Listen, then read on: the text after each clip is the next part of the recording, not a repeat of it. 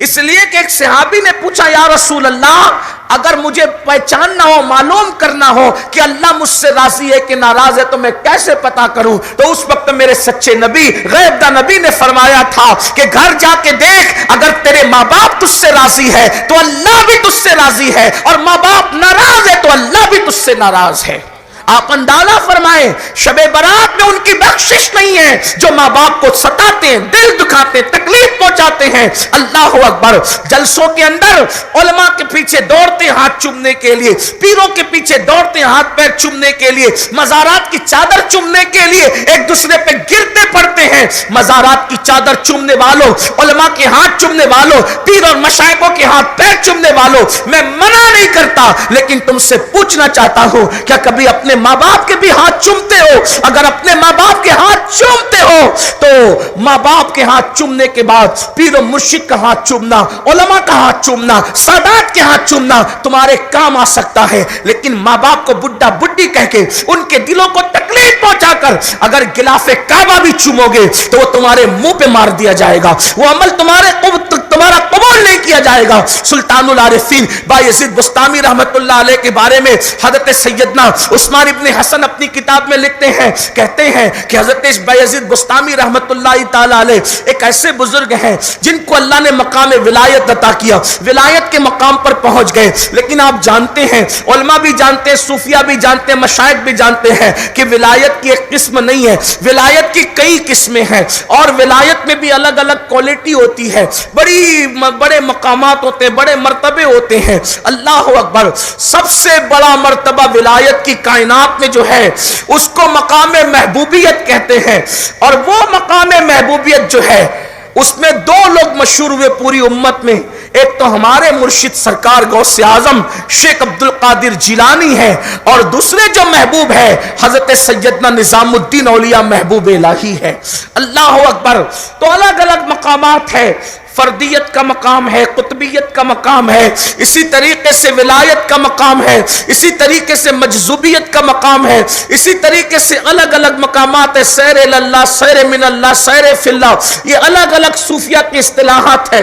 اس میں سے ایک مقام ہے ولایت کا جس کو مقام حضوری کہتے ہیں۔ یہ مقام حضوری کیا ہوتا ہے؟ یہ مقام حضوری وہ ہوتا ہے کہ ولی جب مقام حضوری میں قدم رکھتا ہے تو ہر وقت اس کے سامنے یار کا جلوہ موجود ہوتا ہے، ایک لمحے کے لیے بھی جلوہ یار اس کی نگاہوں سے اوجل نہیں ہوتا، وہ ہر وقت مشاہدہ یار میں مصروف ہوتا ہے۔ سلطان العارفین کو شوق تھا، اللہ نے ولایت کا مقام تو دیا، اللہ نے ولایت کا مرتبہ تو دیا، لیکن مجھے مقام حضوری چاہیے۔ مقام حضوری مطلب جلوہ یار ہر وقت موجود رہے، کچھ ایسا کر دے میرے کردگار آنکھوں میں کہ جلوہ گر رہے رخ کی بہار آنکھوں میں۔ اللہ اکبر، تو جلوہ یار کی خاطر مقام حضوری کے لیے اللہ اللہ حضرت بایزید محنت کر رہے ہیں، جو نصاب بتایا ہے بزرگوں نے اس پر عمل کر رہے ہیں۔ بالآخر ذہن میں ایک بات آتی ہے، اور جو ذہن میں بات آئی وہ یہ کہ برسوں سے محنت کی ہے، روزے بھی رکھتا ہوں، عبادتیں بھی کرتا ہوں، پھر ماں کی خدمت بھی کرتا ہوں، پھر ماں کے لیے کچھ کمانا بھی پڑتا ہے۔ ماں کے پاس آئے اور ذہن میں بات آئی، اگر میں یہ سارے جنجال سے نکل جاؤں، میں یہ ساری چیزوں سے نکل جاؤں اور رات دن عبادت عبادت عبادت کروں تو مجھے مقام حضوری جلدی سے مل سکتا ہے۔ ماں کے پاس آتے ہیں، امی کے پیر پکڑ کے کہتے ہیں امی مجھے مقام حضوری چاہیے۔ ماں نے بڑی سادگی سے کہا مطلب کیا بیٹا؟ ماں مقام حضوری چاہتا ہوں، محنت کرتا ہوں، مشقت کرتا ہوں، عبادت کرتا ہوں، لیکن وہ منزل پر نہیں پہنچ پاتا کیونکہ تمہارے کام بھی کرنا، کاروبار بھی کرنا، یہ بھی کرنا، یہ بھی کرنا، یہ بھی کرنا۔ ماں ماں ہوتی ہے، دیکھو ماں ماں ہوتی ہے، ماں صرف ماں ہوتی ہے۔ اللہ اکبر، ماں کے ممتا کا عالم کیا ہے؟ ماں ہر دکھ سہ لے، ماں ہر تکلیف سہ لے، ماں ہر قربانی سہ لے اپنی اولاد کی خوشی کے لیے۔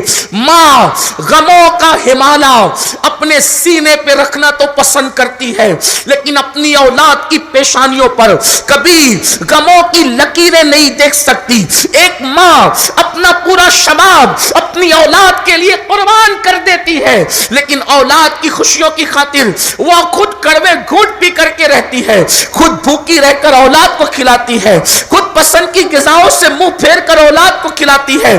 کاش کی اولاد بھی اپنے ماں باپ کی قربانیوں کو محسوس کرتے۔ اللہ اکبر، ماں کے پاس آئے، ماں مقام حضوری چاہیے، بیٹا اس کے لیے کیا کرنا پڑے گا؟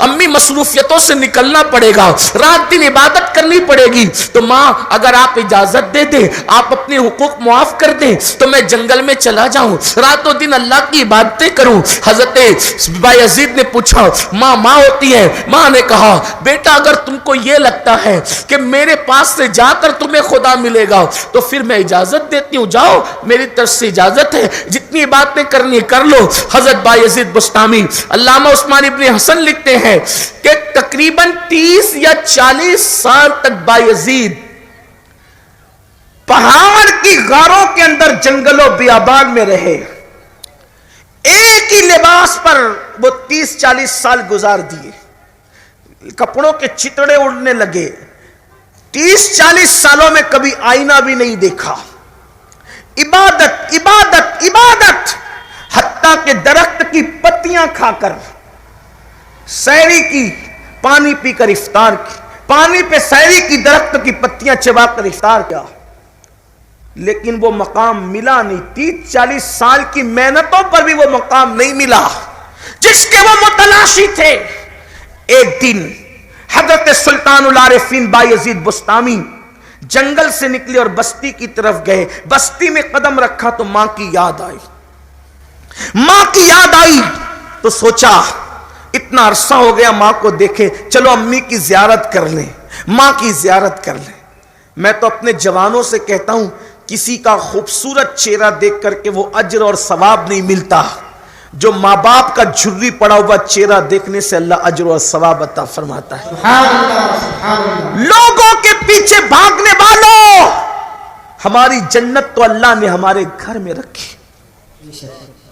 کامیابی کے متلاشیوں، ہماری کامیابی تو ہمارے گھر میں ہے۔ کہاں جا رہے ہو؟ کس قدر دنیا پرست ہوئے، خدا چھوڑا، نبی چھوڑا، ماں باپ چھوڑا، قرآن چھوڑا، دین چھوڑا، مذہب چھوڑا، مسلک چھوڑا، سب سے دور بھاگ کر کہاں جاؤ گے؟ ایک دن موت ہے، ایک دن اللہ وادی ہے، ایک دن 2 گز زمین میں لیٹنا ہے۔ اللہ اکبر۔ سلطان العارفین بایزید بسطامی جیسے ہی بستان کی سرزمین کی بستیوں سے گزرنے لگے، ماں کی یاد آئی، دل نے کہا چلو امی کی زیارت کر لیتے ہیں۔ فوراً شیطانی وسوسہ آیا، امی مر گئی ہوگی، اس لیے کہ 30-40 سال ہو گئے، میں بوڑھا ہو گیا، وہ تو پہلے سے بوڑھی تھی، مر گئی ہوگی۔ پھر دل نے خیال آیا، شیطانی وسوسے کو ختم کیا، چلو مر گئی ہوگی تو قبر پہ فاتحہ پڑھ لیں گے، کیونکہ ماں باپ کی قبر پہ جانا بھی تو کوئی بات ہے نا۔ اس لیے کہ اللہ کے رسول علیہ السلام فرماتے ہیں، جو جمعہ کے دن اپنی ماں یا اپنی باپ یا دونوں کی قبر پر پابندی سے حاضری دے گا، اس کے مرنے کے بعد فرشتے اس کی قبر پر زیارت کے لیے آیا کریں گے۔ اس لیے مرنے والوں کو بھولا مت کرو، مرنے والوں کو یاد رکھا کرو، اور ہر وقت ان کے لیے دعا کیا کرو۔ ماں باپ کے لیے تو خاص دعا کرو۔ میرے آقا فرماتے ہیں صلی اللہ علیہ وآلہ وسلم، جس نے نماز پڑھی اور ماں باپ کی مغفرت کی دعا نہیں کی، اس کی نماز زمین اور آسمان کا دی جاتی ہے، اس کی نماز ادھوری اور نامکمل رہتی ہے۔ اس لیے اپنے ماں باپ کے لیے دعا کیا کرو نماز کے بعد۔ آقا علیہ السلام فرماتے ہیں، جو مالدار بننا چاہتا ہے وہ ہر نماز کے بعد ماں باپ کی مغفرت کے لیے دعا کیا کرے۔ جو چاہتا ہے کہ اللہ اس کی عمر میں برکت عطا کرے تو اس کو چاہیے کہ وہ ماں باپ کی مغفرت کے لیے دعا کرے۔ ماں باپ زندہ ہے تو سلامتی کے لیے دعا کرو، مغفرت کی دعا کرو، اور مر گئے، انتقال ہو گیا ہے تو ان کی قبر میں جنت اور راحت کے لیے دعا کرو، ان کی مغفرت کے لیے دعا کرو۔ جیتے جی بھی مغفرت کی دعا کرنا چاہیے، مرنے کے بعد بھی مغفرت کی دعا کرنا چاہیے۔ لوگوں یاد رکھو، اپنے ماں باپ کو نہ بھولو۔ یہ پتہ نہیں بدعت کہاں سے شروع ہو گئی، جیتے جی لوگ ماں باپ کو بھول رہے ہیں تو مرنے کے بعد کیا یاد رکھیں گے؟ قبریں مٹ رہی ہے، قبروں کا نشان مٹ رہا ہے۔ اللہ اکبر۔ ایک وقت وہ آئے گا کہ کبھی باپ کا دامن پکڑ کر بیٹا کہے گا دادا کی قبر کہاں ہے بتاؤ، تو شاید نہیں بتایا جا سکے گا، بلکہ کسی نے مجھے بتایا کہ ایک مرتبہ ایسا ہوا کہ شب برات پر 1 سال کے بعد جو ہے بیٹا اپنے باپ کی قبر پہ گیا تو وہاں پہلے سے لوگ فاتحہ پڑھ رہے تھے. اس نے کہا بھائی آپ کو میرے باپ سے کیا ہمدردی ہے کہ آپ لوگ فاتحہ پڑھ رہے ہیں؟ تو انہوں نے کہا یہ تیرا باپ نہیں ہمارا باپ ہے, اس کی قبر ہے. تو اس نے کہا میرے باپ کی قبر ہے. اس کا مطلب یہ ہے کہ وہ اتنے دن کے بعد گیا تھا کہ باپ کی قبر پلٹی ہو گئی تھی اور کوئی اور آ چکا تھا. یاد رکھنا محلوں کی حفاظت کرنے والوں, قبروں کی حفاظت کرو. ہم قبر پجوا لوگ نہیں ہیں, لیکن اتنا ضرور ہے کہ قبروں کو ضائع کرنے والے بھی نہیں ہیں. اس کی وجہ یہ ہے کہ رسول اللہ نے اپنی زندگی کا سب سے پہلا سفر جو 6 سال کی عمر میں کیا ہے, نہ حج کے لیے نہ عمرہ کے لیے کیا ہے, اپنے والد بزرگوار کی مزار پر حاضری کے لیے اٹھا کر کے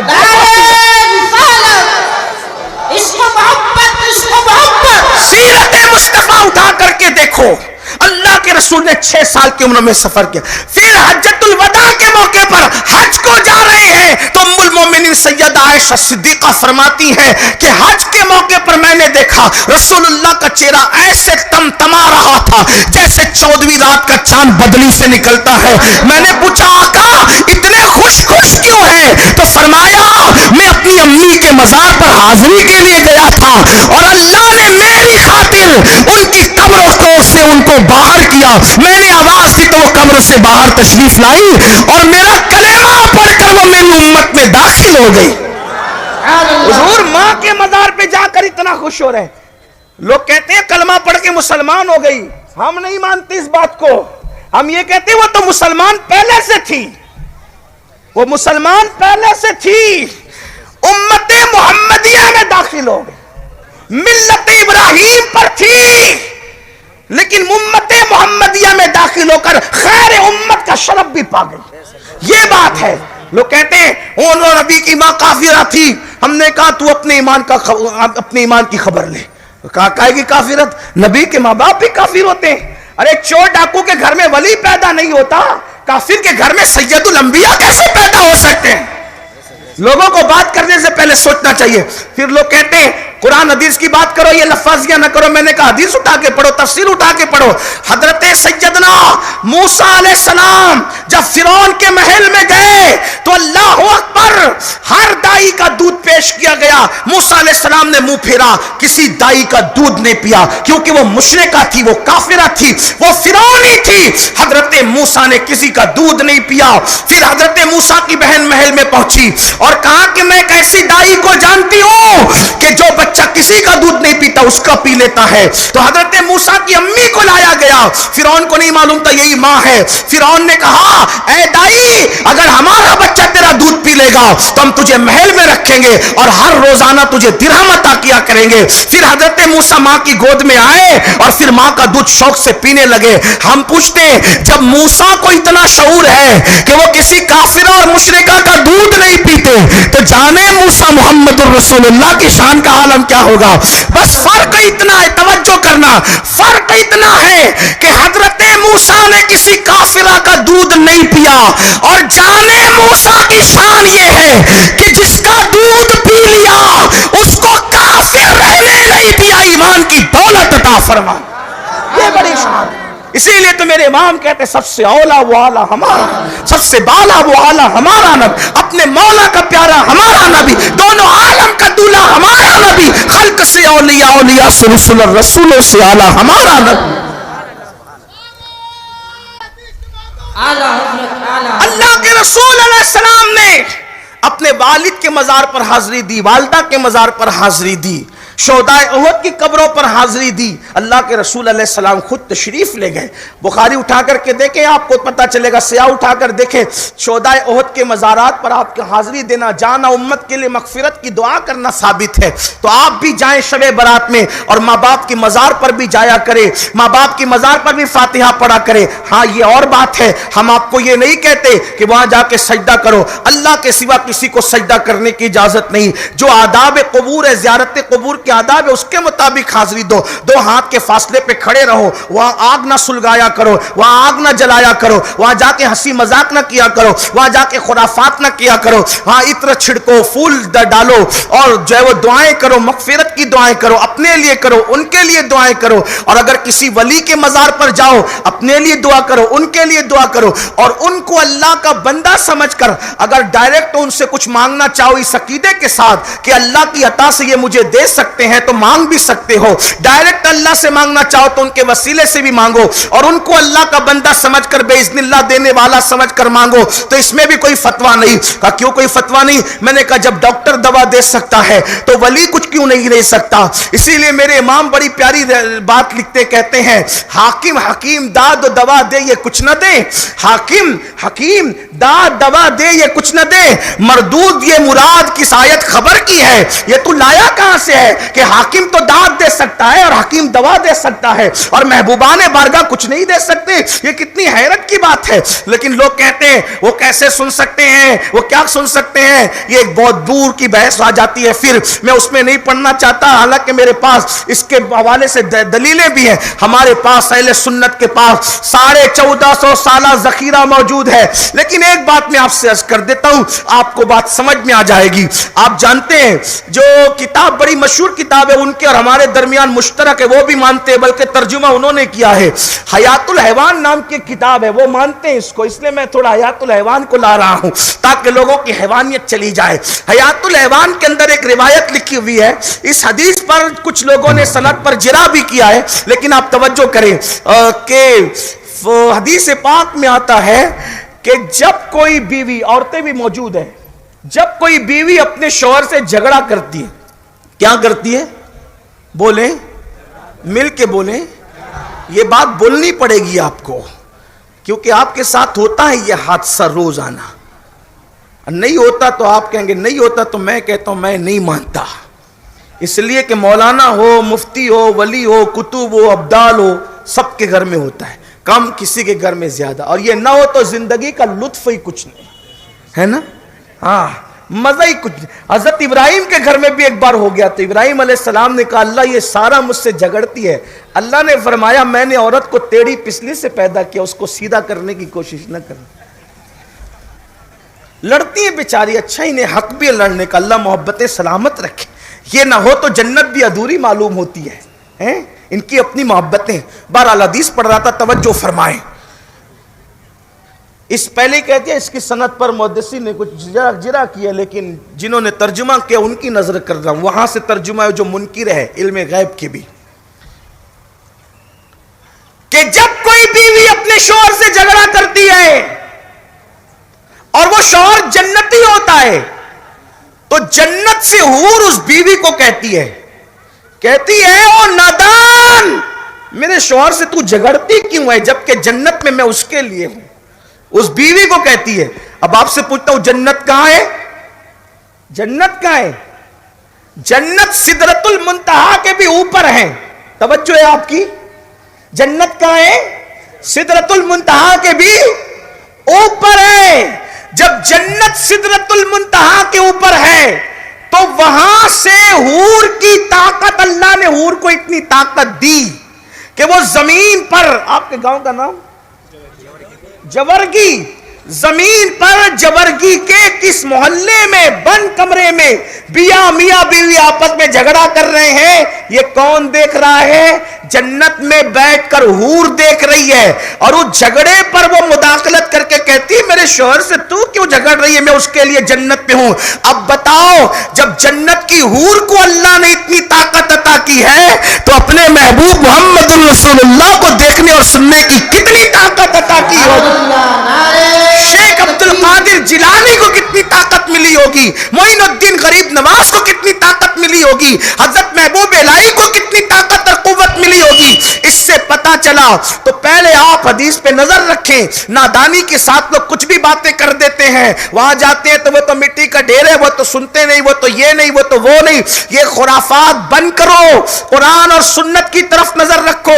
اللہ اکبر. تو بات دور نہ نکل جائے, عرض یہ کر رہا تھا, ابھی میرے عنوان پر میں نہیں آیا, جلدی سے عنوان کی طرف آتے ہیں. حضرت سلطان العارفین بایزید بسطامی رحمت اللہ تعالی علیہ نے سوچا کہ امی سے ملتے ہیں, فوراً شیطانی وسوسہ آ گیا. امی کا تو انتقال ہو گیا ہوگا, برسوں بیت گئے, 30-40 سال ہو گئے, امی سے کیا ملیں گے. پھر خیال آیا دل میں, چلے نہ صحیح ماں زندہ نہ ہو تو قبر پر چلے جائیں گے, قبر پر حاضری دیں گے. بالآخر سلطان العارفین اپنی ماں سے ملنے کے لیے اپنے محلے کی طرف بڑھتے ہیں, اور جب محلے کی طرف بڑھے تو وہاں گئے تو کیا دیکھا, ماں کا جھوپڑا سلامت تھا. دل کو قرار آ گیا, مکان سلامت مطلب مکین سلامت, جب تک کہ مکین مکان میں رہے گا سلامت رہے گا. بیٹھ گئے, سوچا ماں کو جگاؤں کہ نہیں جگاؤں, دیکھو یہ اللہ والے ہیں, ماں کو دستک دے کر اٹھاؤں کہ نہیں اٹھاؤں, ماں سو رہی ہوگی, 30-40 سال کے بعد آئے ہو اور ماں کو اٹھا کر کے نیند خراب کرتے ہو. نہیں بیٹھو بایزید انتظار کرو. بایزید بسطامی انتظار کرنے لگے. جیسے ہی گھر میں چلنے کی کسی کی آہٹ آئی, آہٹ کی آواز آئی, فوراً سلطان العارفین بایزید بسطامی رحمت اللہ تعالی علیہ نے دروازے پہ دستک دی. دروازے پہ دستک دی تو پتہ ہے کیا ہوا, اللہ اکبر, میرے آقا صلی اللہ علیہ وآلہ وسلم کے دیوانوں, یہ ماں ہے, اسے ماں کہتے ہیں.